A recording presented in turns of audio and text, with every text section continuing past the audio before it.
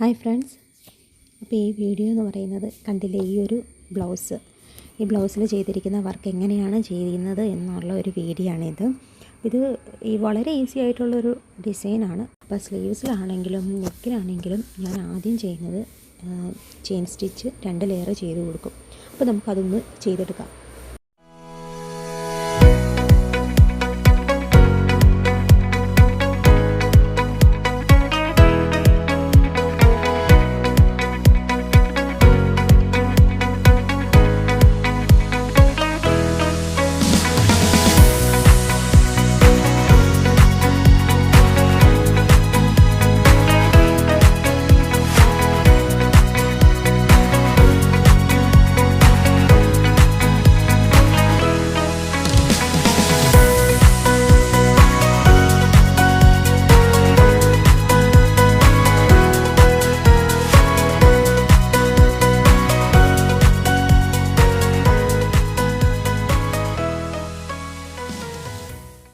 അപ്പോൾ നമ്മളിവിടെ ഗോൾഡൻ്റെ chain സ്റ്റിച്ചൊക്കെ complete ആയിട്ടുണ്ട്. ഇനി നമുക്ക് വേണ്ടത് ഗോൾഡൻ്റെ റൗണ്ട് ബീഡാണ് വേണ്ടത്. അത് ഞാൻ ഒരു ലെയർ ചെയ്ത് കൊടുക്കുന്നുണ്ട്.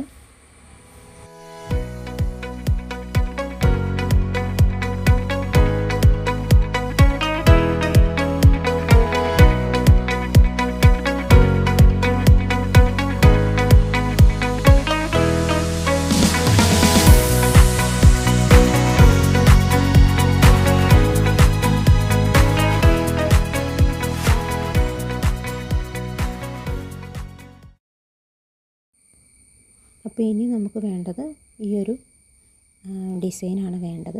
ഈ ഒരു ഡിസൈൻ നമുക്ക് തനിയെ പെൻസിൽ വെച്ച് ചെയ്യാൻ അറിയാവുന്നവർക്ക് ചെയ്തെടുക്കാം.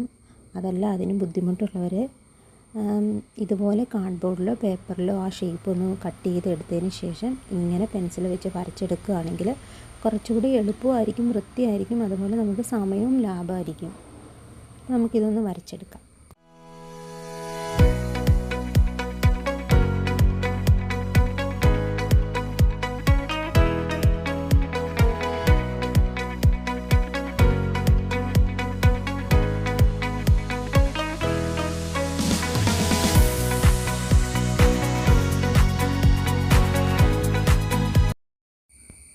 ഇത് ഞാൻ എടുക്കാൻ പോകുന്നത് ഗോൾഡൻ്റെ കട്ട് ബീഡാണ്.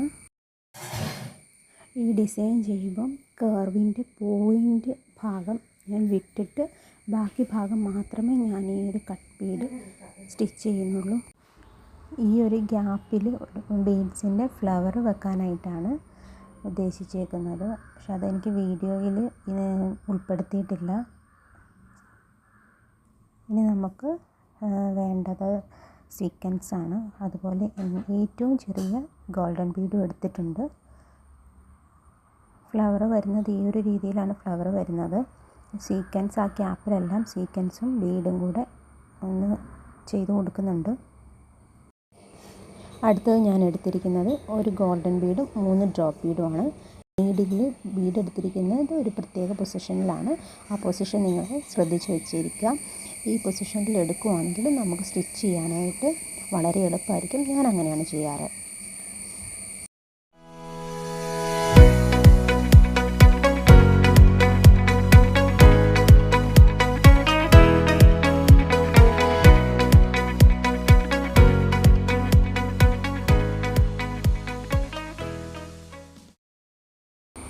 ഞാൻ ഈ പശ വെച്ച് കൊടുത്തിരിക്കുന്ന എല്ലായിടത്തും ഈ ബീഡ്സ് ഒന്ന് വെച്ച് കൊടുക്കാം.